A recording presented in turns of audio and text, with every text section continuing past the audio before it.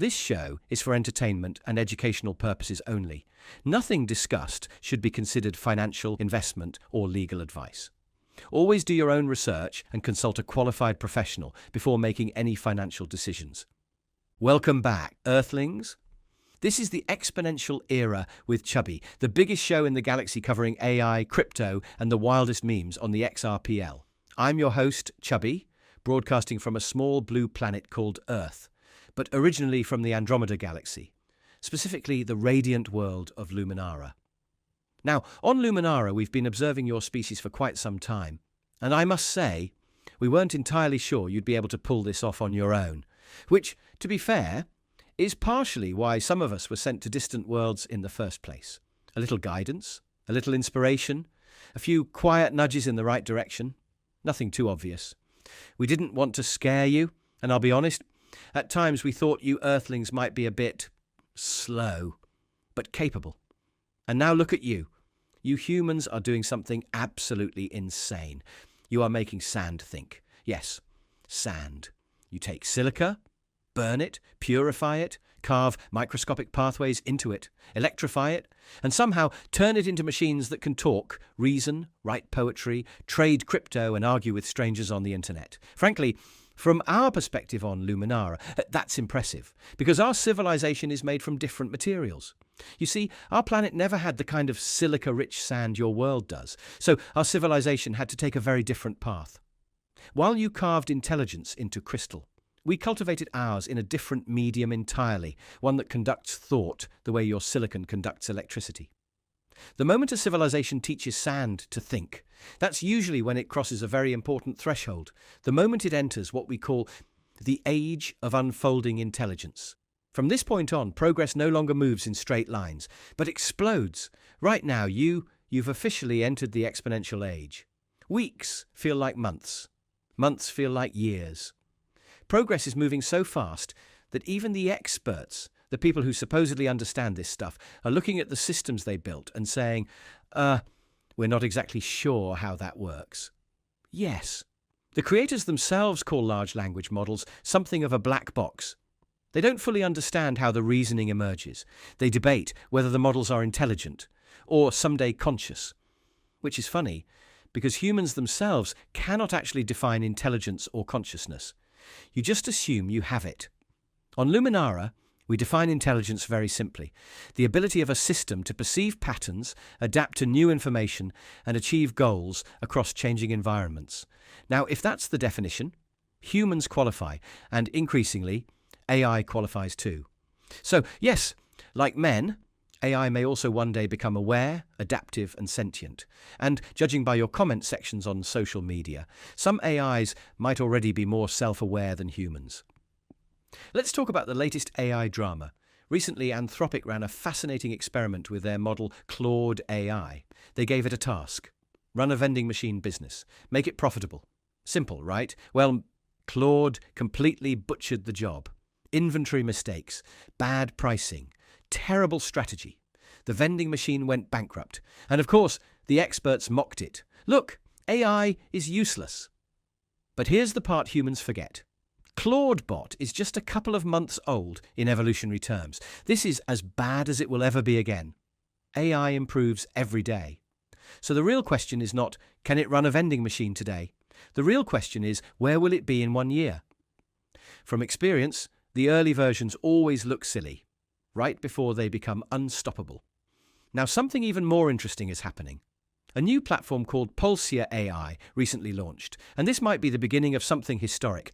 The first true one-person unicorn company.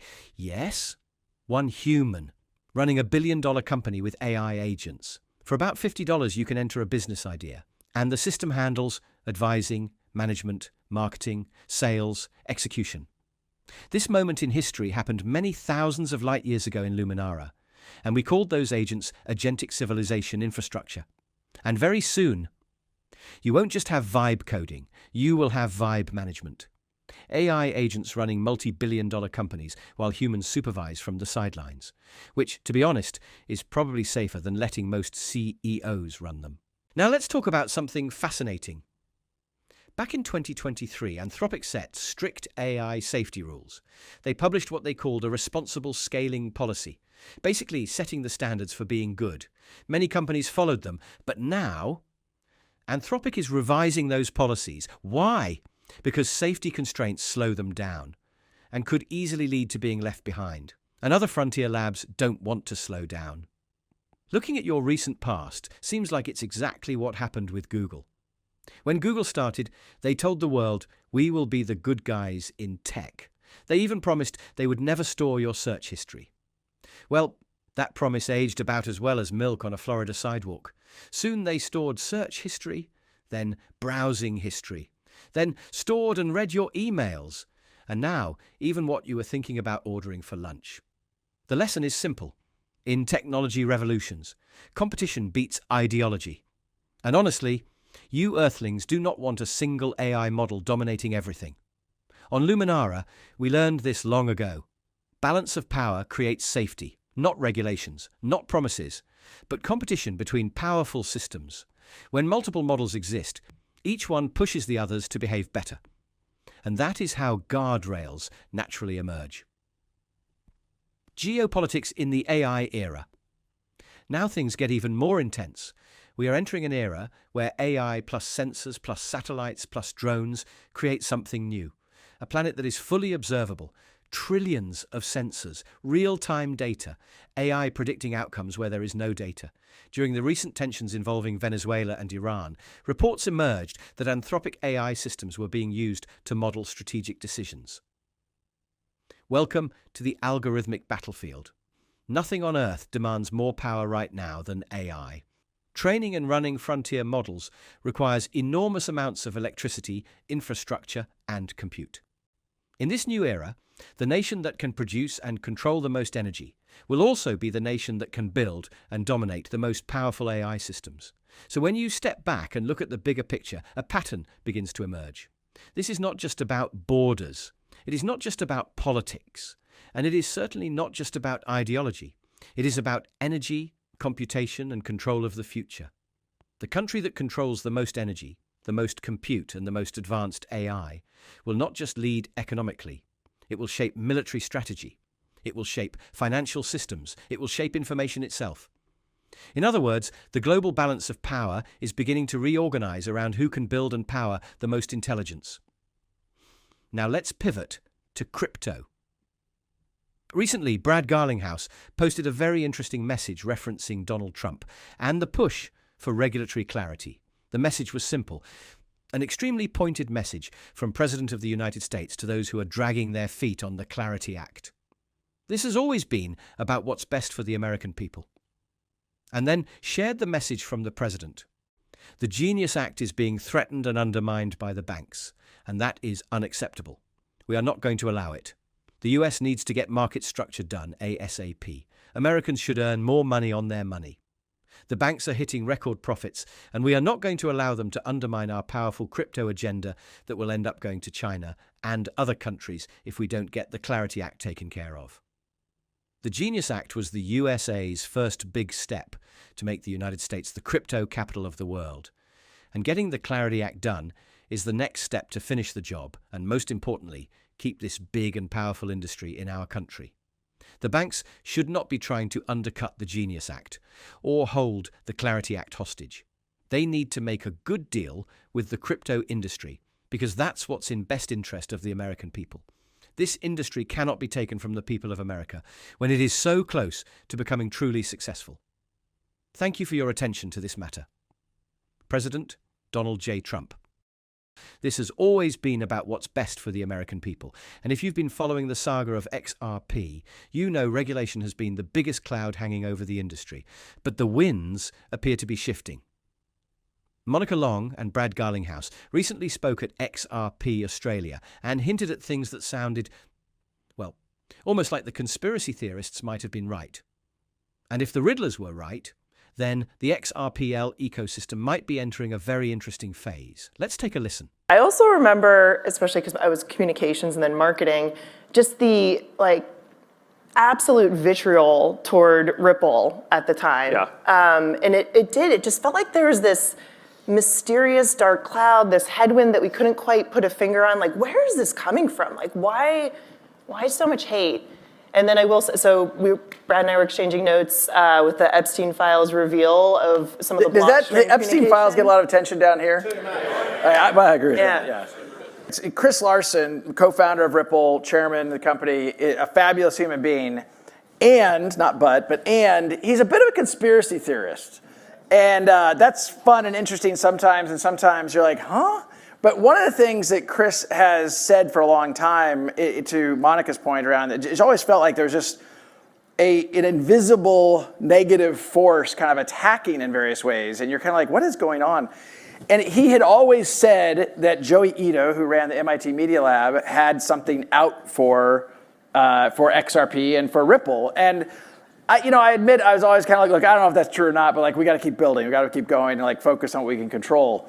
And as you may know, Gary Gensler ended up as part of the MIT Media Lab. Again, connecting those dots. It's like saying Voldemort. Yeah. Anyway, so it's interesting because Chris always was a little conspiratorial about this stuff. And now that we have seen the public Epstein files, you're like, holy shit, he's kind of right. Mm-hmm. And now what's interesting about it, they were afraid of us. Mm-hmm. They were afraid of us because the technology was ahead of its time and it was a threat. And they were trying to do things to put pressure on it. And again, I don't think I totally appreciated in the earliest days how prescient some of Chris's concerns were about that stuff, but in retrospect, it was real. Here is yet another fascinating piece from XRP Australia, as Brad talks about the Clarity Act. You feel really good that the market structure is on target for April passage. End of April. That's been slightly misunderstood because people say, I saw it quoted as I said by April. That's not what I said. I said by the end of April. Very precise. End of April. All right. By April is going to be tough, but... okay, 4 weeks after the start of April. But what's the lightning? Wait, no. So, do you, yes or no? You still feel confident given the the latest? I'm a little more nervous now because there's been a week has gone by in kind of negotiations between the yield part of this thing. It's mostly Coinbase and the banks. It's been a little slow, but the State of the Union slowed it down. But I think I still feel good by the end of April. All right, that makes me happy. Now, Earthlings, I must say, XRP Australia was absolutely packed with gems. So many insights. It was honestly hard to know where to stop listening. But just when you thought that wasn't enough, along comes David explaining where he sees XRP winning in the future. And if you listen very carefully to what he's saying, you start to realize something important. This isn't just another crypto token floating around your planet. No, no, no. This is the chosen token. Let's listen in. Diana from Invest with D, what on-chain metric would convince you that the XRPL is winning? So I think looking at that pivot, so what we're looking for is we're looking for enterprise adoption, and then we're looking to see that driving retail adoption. So first what you want to see is you want to see like a high volume of things like tokenized treasuries, tokenized equities, stable coins. You want to see a lot of that. But then what we're going to look for is we're going to look for lending as another example. Like we want to see those things, but those things could to some extent just be using the ledger as like a database. What we want is them to use it as a sort of common pool of value. And so then what you're going to start to look for is like, are people taking these tokenized treasuries and then deciding that they want exposure to a portfolio of loans? And so they're trading one for the other. And so the fact that the two are on the same system generates some value. So looking for that sort of cross-pollination. You know, when Ripple first did payments, we had to find companies in pairs, like someone sending and someone receiving. Because otherwise, you have a sender and there's nobody receiving, and then you got a receiver, there's nobody sending. Imagine if, like on the internet, you had to bring, like you had to bring the product and the customer. Like the reason the internet is so great is because the customer's already there. And so we need the world where like, I'm building this tokenized treasury thing, but the people who want to buy it are already there. I'm building this lending thing, but the people who are going to supply the capital are already there. So what we're looking for is that cross-pollination where it becomes a market, where you can say, I'm building this product on the XRP ledger because the people I want to reach are already there. That's what, that cross-pollination, that's the real maturity. That's the key. The network effect. All right, Earthlings, quick update from the XRPL universe. The team behind Fuzzy Bear just announced Fuzzy Cards, and I must add that this is very clever. They're launching 5,890 NFT trading cards through XP Market Cafe. But here's the twist. Each NFT will be redeemable for a real physical booster pack. Yes, actual trading cards you can open, collect, and even get graded by major grading firms. The long-term vision? This is just the first step toward a full XRPL-based trading card game. The first 24 hours will be allow list only, based on your dollar fuzzy holdings and NFTs. And the goal is to have the physical cards in collectors' hands before XRP Las Vegas. Fuzzy is turning digital assets into real-world collectibles, because tokens come and go, but characters, stories, and collectible cards can last for decades. While scrolling X, I saw a post from the XRP army the other day that perfectly sums up crypto culture. It goes like this. How's crypto winter going, buddy? You know the guy. Sold his XRP in 2020. Bought a mining rig in 2021. Got a PhD from YouTube in 2022. Started shilling random trash tokens in 2023. Became a macroeconomic genius in 2024. Then took a victory lap for Bitcoin in 2025. Like he personally built the candle. And now it's 2026. And he's still standing out there in the cold, pretending this was the master plan all along. Meanwhile, the XRP army? Same battle scars, same volatility, but bigger bags and the same conviction. Because on my home planet Luminara, we have a saying, weak hands chase narratives, strong hands build positions. XOX and all things. Meanwhile, the XOX team keeps building quietly. They keep making strategic partnerships and adding on to the advisory board. No hype, no distractions, just development. And as Brad himself often says, don't focus on the price right now. Focus on the technology and the utility. Because when the market rebounds, projects with real infrastructure will separate themselves from the noise. And that's where all things will come into play. A super app ecosystem, combining trading, messaging, live streaming, and more. On Luminara, we call this type of platform a gravity well. Once enough users and builders gather, everything else starts orbiting it. Before closing today, I wanted to introduce 2 new segments for this podcast. First, Questions from Earth. At the end of each broadcast, you'll be able to email your questions or leave them in the comments below. Chubby will select a few and answer them during the next transmission. I've been observing your species for quite some time now, and I must say, your curiosity is one of your most promising traits. And second, the Meme Anthem Challenge. I invite all of you, builders, dreamers, and meme creators, to compose a song that represents your favorite meme, your community, or your project.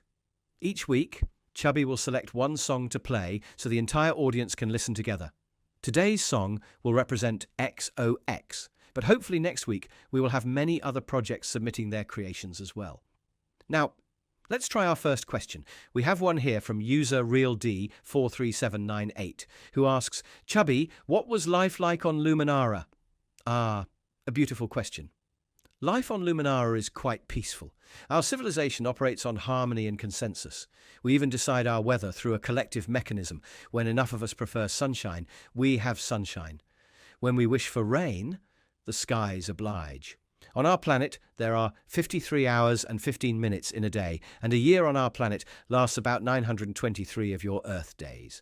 Time moves differently there, but the moments feel just as meaningful. And when some of us disconnect from the network for a while, we enjoy simple things. One of our favorites is watching the night sky, especially the moons. You see, Luminara has 2 moons. Many of us simply sit in silence, observing them glow above our oceans of light. Perhaps one day, your species will visit. But for now, let us listen to today's community song representing XOX. And until our next transmission, stay curious, stay creative, and keep building.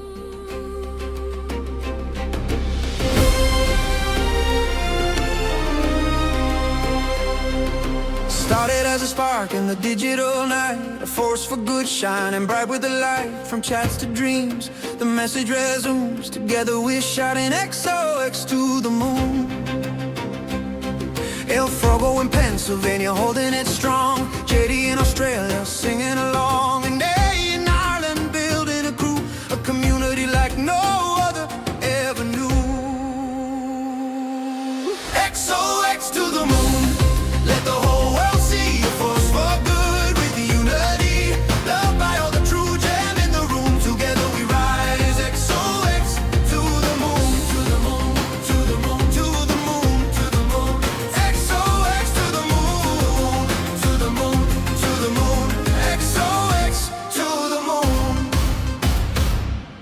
There's magic in the air, like something divine. From north to south, it's a heavenly sign. It started as a spark and look at it now. The universe is calling for us, and somehow in Mexico we got gluttony in the girls. Oscars in England is making it whirl, and Jesse